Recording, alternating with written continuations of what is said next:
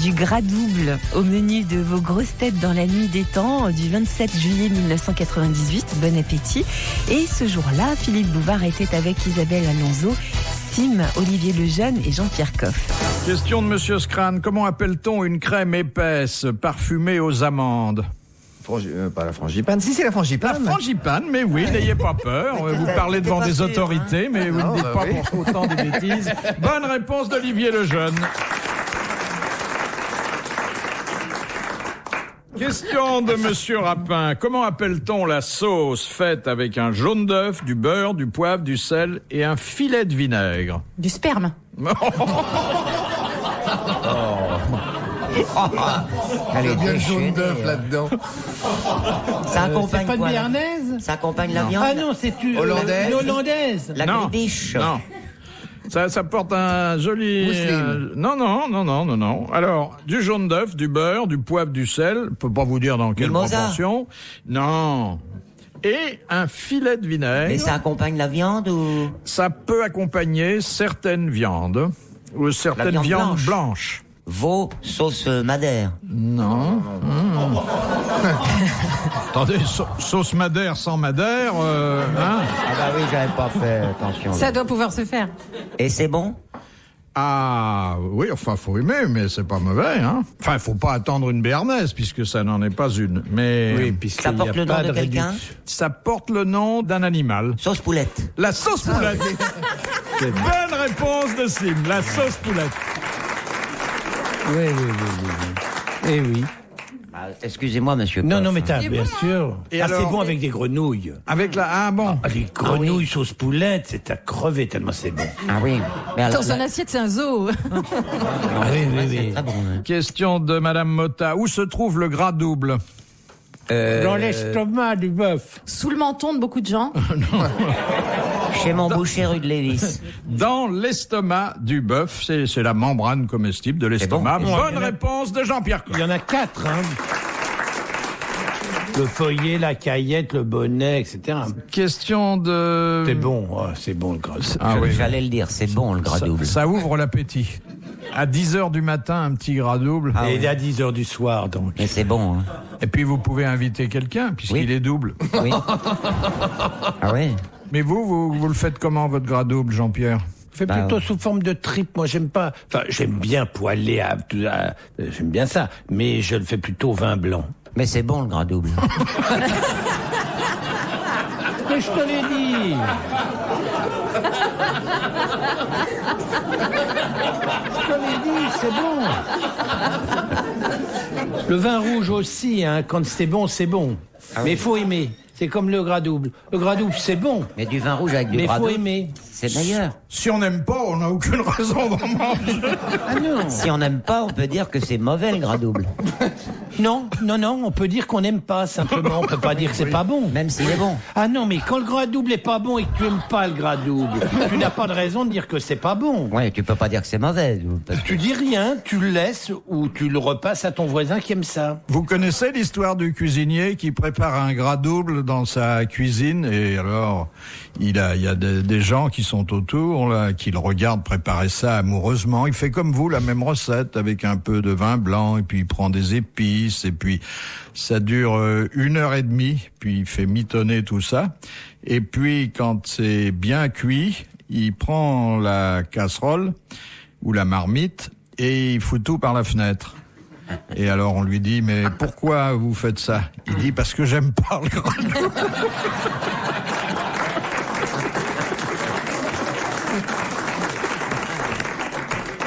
Et il a tort, votre cuisinier, parce que le gras double, c'est bon. Mais s'il aime pas ça.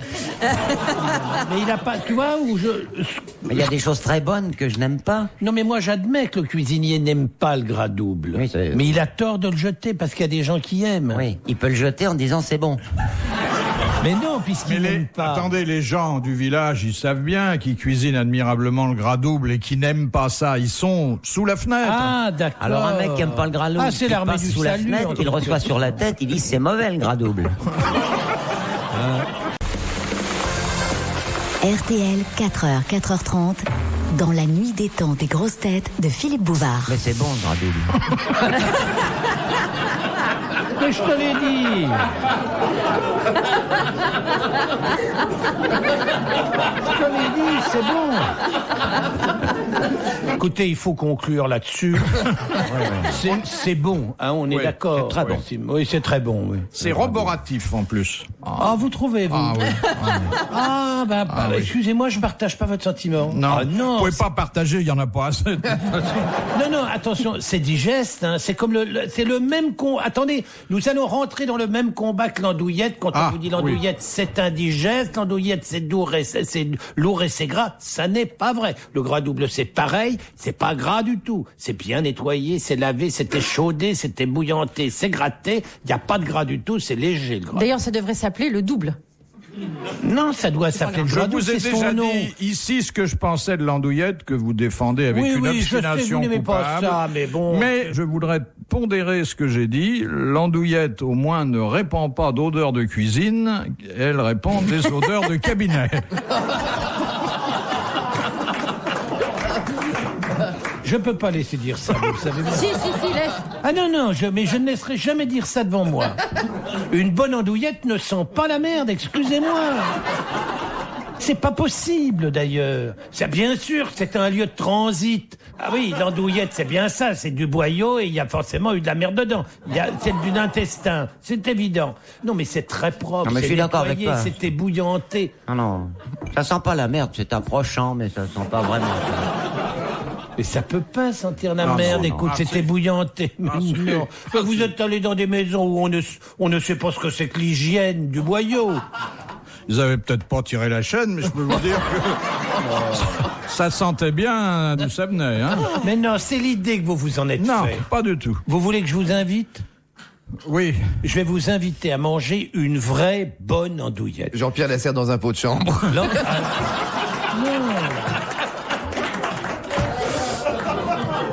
L'andouillette. Moi, je connais un type à Vouzon, d'ailleurs, malheureusement, quel malheur, il va prendre sa retraite, qui fait une andouillette admirable. Un chef de cabinet, peut-être. C'est honteux de dire ça. Mais non, vous allez finir par dégoûter les gens de cette grande et magnifique spécialité Mais charcutière. c'est pour ça qu'ils aiment ça, Jean-Pierre. Mais non. Mais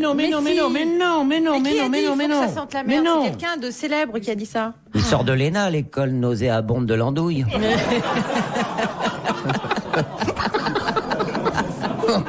Tu me fais de la peine parce que toi-même t'adores ça. J'adore, non, mais c'est pour faire rire que Oui, je dis mais ça, non, on moi. ne fait pas rire avec l'andouillette. C'est pas un sujet de rigolade. Non, la preuve, c'est qu'on peut pas rire avec quelque chose qui vous emmerde. Eh oui. Ça ne vous emmerde Il faut avoir le courage de l'arrière-goût. Voilà. Eh bien, il y a un arrière-goût.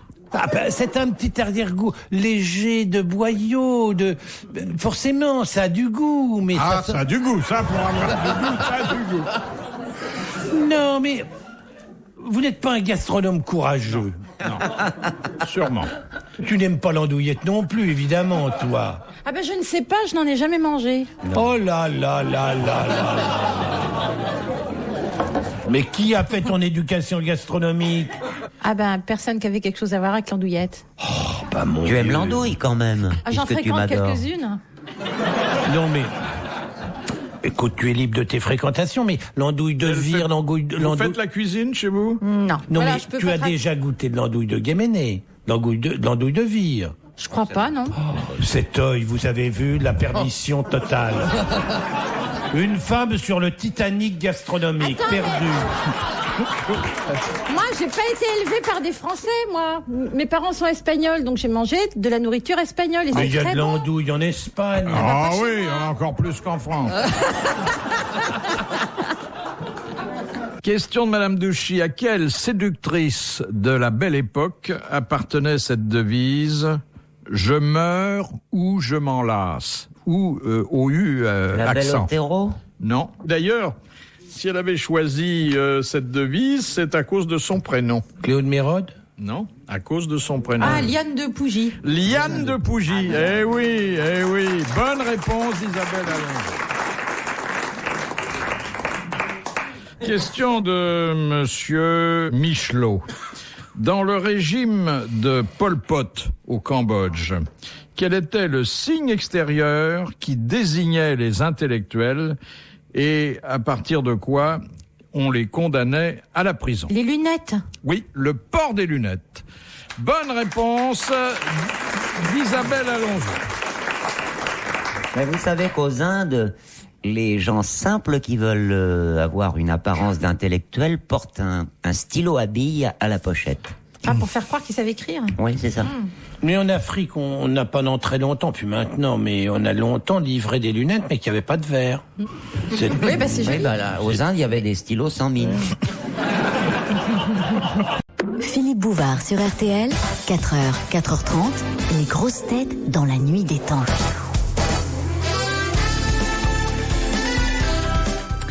Elles vous attendent, vos grosses têtes, dans la nuit des temps du 27 juillet 1998. Philippe Bouvard était entouré d'Isabelle Alonso, Sim, Jean-Pierre Coff et Olivier Lejeune. Question de Monsieur Tabar. Où est situé le trou de conjugaison? C'est quand dans une conjugaison, il y a une personne qui C'est n'existe pas. grammatical? Non. C'est sur le corps? Oui. Ah, dans une articulation. Quand il y a un os sous la qui, queue. quand il y a un os qui Comment? Sous la queue? Sous la queue. sous la queue de qui?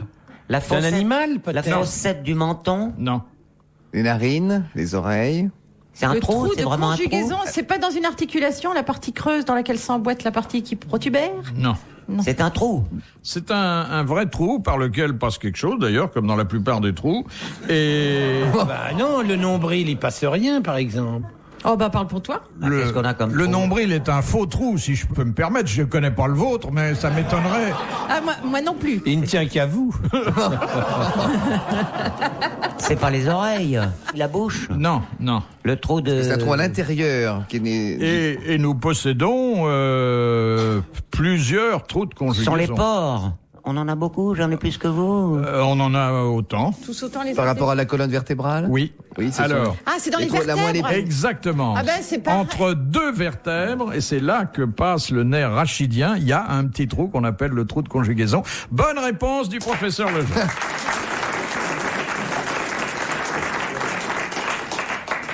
C'est un genre On d'articulation. peut pas quand s'en même. servir pour autre chose, finalement. Ah, tout de suite. Non. C'est limité à ça. Alors, faut être vraiment Une petite pompe. acrobate et vicieux. Hein. Mais parlez-nous de votre nombril, alors, qui est à... Il est très charmant. Il est à découvert, alors, à ciel ouvert, si je puis dire. Comme tous les nombrils. Non. Ben non, tu t'es dit que ça donnait quelque part de l'autre côté. Ah, pas du tout, Ah non, j'ai dit, bon. c'est pas le nombril. Ça- Non, j'ai pas dit ça. C'est une impasse. Hein, J'ai quelque dit part. ça. Oui. Oui, c'est Je ce qu'on sais a plus cru ce que je dis. comprendre. Moi, je deviens- Moi, j'ai déjà montré le mien à la radio, mais j'ai un nombril qui ne ressemble pas au vôtre. Ah bon? Ah bah écoutez, c'est très radiophonique. Oh ce que oui, je vais faire. montre-le nous. Je vais vous montrer mon nombril. Ah, je suis... Regardez, il n'y a pas de trou. Il n'a pas de nombril. Ah si, quand même. Ah bah oui, si, bah il est ah pas. bah Bah, le si. mien. Il n'y a pas de trou, il n'y a pas de poussière, il y a pas. Je peux rien mettre dedans. Ah oui, il n'y a pas de tapon. là. Non mais c'est pas un sac à main, c'est C'est un nombril qui c'est a pas été... un truc d'autruche. Il a été parfaitement réussi par le médecin qui m'a mis au monde. J'ai un nombril de jeune fille. Ah non, pas du tout. Je suis très fier de mon nombril, moi, franchement. Comment c'est, un nombril de jeune fille? Bah c'est petit et c'est refermé, c'est joli. Par la suite, ça s'épanouit? Ça reste pareil. Alors pourquoi dire un nombril de jeune fille si ça reste comme ça au bout après 15 enfants? Pourquoi pas? Oui. Ah, c'est-à-dire quand le vent... Quand les jeunes filles, après, deviennent des femmes et sont enceintes, évidemment que le nombril s'épanouit quand même, bon. Ça dépend de l'ambiance de la famille. Hein. Moi, j'ai vu des nombrils qui étaient tristes. Ça existe, un nombril. Vous avez vu le Il y a mien, une il est chanson gay. Brassens là-dessus, sur le voir le nombril de la femme d'un flic n'est certainement pas un spectacle qui, du point de vue de l'esthétique, puisse vous faire monter au pinacle. Il y eut pourtant dans le vieux Paris un honnête homme sans malice, brûlant le contempler le nombril de la femme d'un agent de police. Je sais pas la suite. Bien, hein, c'est bien. De mémoire et a cappella, hein. Ah ouais, c'est joli, hein. Oui, non, enfin bon. ça- C'est Brassens, quoi. Vous pouvez pas faire l'Olympia avec ça, mais bon. Oh, il y en a qui l'ont Eh fait bien, avec moi. Écoutez, le soir du jour de l'an, je me promenais sur l'île de la Cité, très jolie place Dauphine, et il y avait une bande d'Italiens qui chantaient ça dans un dialecte milanais. Et c'était la chanson de Brassens, le nombril de la femme d'un flic. T'aurais C'est pour dû ça que chanter m'est ça au revenu. Hall, qui était le ventre de Paris. Alors, Madame Chevalet demande quel est le nom du moustique dont la femelle transmet le paludisme. L'anophèle. L'anophèle. Bonne réponse de Sim. Je vous en parle savamment parce que j'ai eu le palu, moi. Pas longtemps. Ça laisse des traces, hein? Mais... Qu'est-ce que ça veut dire, ça? Quand on a le paludisme, on s'en guérit pas, non? Si, c'est une sorte de jaunisse. On reste un peu énorme. piqué, hein? Des Non. remontées de fièvre. Je me suis, parce que j'ai fait mon service militaire, car j'étais dans l'armée, moi, messieurs, dames, en Afrique, au moment où il n'y avait pas trop de médicaments pour lutter contre ça. Je suis rentré avec un petit palu. Il était très mignon, du reste, il s'appelait Jean-Paul. Et pourquoi t'en as pas pris un gros? Et parce que tu vois ma corpulence, et on m'a soigné au choum. Mais ça va, maintenant, je n'ai plus aucune... Question de Monsieur Blavier. Sous quel nom connaissons-nous le chou du Siam? Enfin, la racine comestible du chou du Siam. Le chou de Bruxelles. Le chou rave. Non. Naturellement, vous entrez dans un restaurant, vous dites... Le brocoli. Donnez-moi une racine de chou du Siam et... Du gingembre. Non, Une non, c'est racine beaucoup du chou plus du Siam. simple que Un ça. poireau. Non. On en trouve dans tous les restaurants européens. Ah oui, partout. ah oui, oui. C'est un légume vert? Le Non. chou-fleur. Du C'est céleri. pas non, c'est pas un légume vert. C'est animal? Et d'ailleurs, c'est un légume pour la réhabilitation duquel Monsieur Coff et moi nous militons depuis plusieurs années. rutabaga? Non, Topinambour. non. Faut pas le confondre avec le rutabaga, qui est une espèce un peu salsifis. déshéritée. Non, Le crône. Ah, le le- Le scorsonnet. salicorne. Non. non. Non, c'est plus simple que ça. On en mange dans les cantines tous les jours? Bon, au Fouquet's, c'est ce qu'ils vendent le plus. C'est un légume. La Oui. nouille. Non. Faut dire qu'au Fouquet's, il y a tous les genres de cinéma. Les navets. Le navet! Ah! C'était dur. Hein. Ah oui, oui, oui. Ah oui. Voilà, vous. Vous ne saviez pas, cher Jean-Pierre Coff, que le chou du Siam avait une racine qu'on appelait navet? Vous m'énervez parce que ça fait au moins 5 questions que vous posez, dont je connais parfaitement la réponse, et j'ai la tête creuse, mais comme un mauvais navet. Je cherchais désespérément, comme si j'étais perdu, et impossible de... Bien sûr que je savais ça. C'est nul. Et le navet, c'est un grand légume. Oh, quel Ah. légume le plus consommé des Anglais. Ah C'est bon? comment un C'est les navet? Anglais qui... Ah, ça peut être long et rond. Et petit Tu sais, c'est patapon. une boule blanche avec une petite partie légèrement violette en haut. Ça ressemble oui, à ça, c'est Sim bien. avant les vacances. Voilà. Ah ben voilà. Ah ben voilà. Alors c'est très très bon. Ah oui. Ouais, n'empêche que Les c'est- navets farcis, qu'est-ce que c'est bon. Ah ouais, Navet farci. avec un peu de sucre aussi des fois, poêlé avec du Ah, sucre. oui, ça c'est quand ils sont comment Quand ils ressemblent à des carottes. Oui, dorés. Ah bah, j'ai compris enfin. pourquoi t'as loupé ta confiture à la mandarine, hein. Ouais. N'empêche que c'est bon le gras double. Hein. Même la purée de navets, c'est bon. Et la fan de navets. Ah, ça, je ne... Oh, les fans de Pourtant, navets. je suis Ariel un fan Dombal. du navet, mais Eh ben, fan de navets frais C'est pas vrai. en soupe, exquis. en soupe ou dans le nombril? Non, en soupe, à potage, Un potage Ah. de fan de navet. à tomber. oui. Ah, dites donc, rien ne se perd chez vous. Non, les fans de radis, c'est délicieux, en soupe aussi. Ah ouais. Une question facile de Madame Varin. Qui fit enlever les Sabines et pourquoi? Ah, l'enlèvement des Bah, sabines. c'était les Romains? Non, les autres. Oui, quel Romain? Les Romains qui fondèrent Rome parce qu'ils n'avaient pas de femmes et donc ils sont allés enlever les Sabines pour pouvoir... Voilà. Alors, quel est le reproduire. fondateur de Rome? Romulus. Romulus, effectivement. Il a fait enlever les Sabines pour que... leur faire des enfants. Voilà, que ses compagnons d'armes puissent avoir des femmes. Bonne réponse d'Isabelle Alonso. Pour qui d'ailleurs ça a dû représenter une forme insoutenable de machisme et de... Non? Oui, mais tout à fait habituel. Hein? On est Ouais, habitué. ouais. Hein. C'est un esclavage sexuel, ça. Bah oui, absolument. Hein? On va Ouais. se procurer des femmes comme on se procurerait un autre bien de consommation. Ouais. Je suis C'est habituel dans l'histoire, hein, ça. Oui, oui. Sauf que chez les Grecs, il les respectait plus, les femmes.